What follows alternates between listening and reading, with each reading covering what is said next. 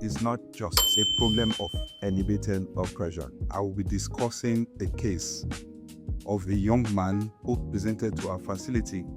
He is a patient who had hypertension for a number of years, but has not been regular about medication. At the time he presented, he had 3-month history of breathlessness with little activity. He becomes very, very breathless. He had history of feeling tired with little activities. He also had complaints of not being able to eat his regular meals because he gets full easily. And so with all these symptoms, this patient obviously has a heart failure.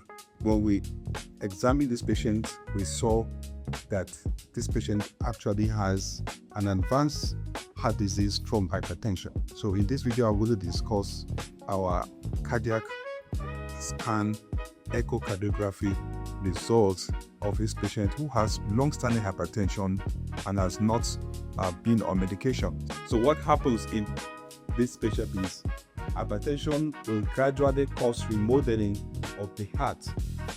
It begins with the thickening of the walls or the vessels on the heart or the chambers on the heart.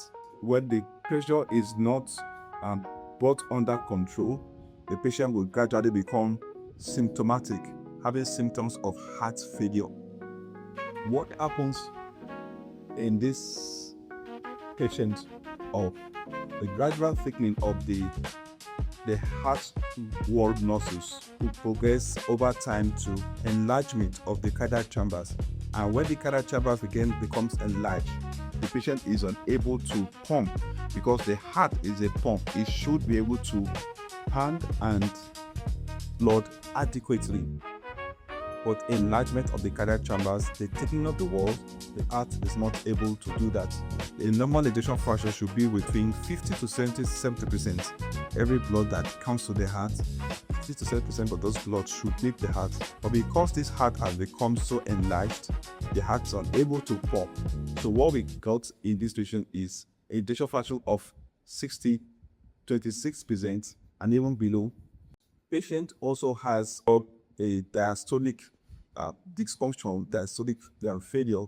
The filling pressure to the heart is so high, and the patient is now having a situation where there is blood cooling back to the right side of the body, the lungs and the abdominal cavity, and that is what inability to take the normal quantity of meals that he usually takes. It also, if that prevents leg swelling. So this is just showing the effects of hypertension on the heart. Hypertension can also affect the blood vessels themselves, particularly the large vessels, rising from the heart down to the other organs. It can affect the brain, it can affect the kidneys, leading to kidney disease, and for the brain, it could lead to stroke. So these are all the complications of hypertension. But for this patient, and this is classified as a case of a dilated hypertensive heart failure with reduced ejection fraction. And so for what this patient needs to do at this moment is to ensure that the blood pressure is adequately controlled, to have a lifestyle modification. We've counseled that this kind of patient to stop taking alcohol, to stop cigarette smoking, increase exercise. They will also reduce diets that would increase their level of cholesterol, and will encourage them to take low salt or minimal salt in their diet, exercise regularly, take fresh meals of food that contains fresh vegetables and foods that will allow them to recover from this condition. So if all the doctors and they show that all the symptoms are managed with standard medications. Thank you.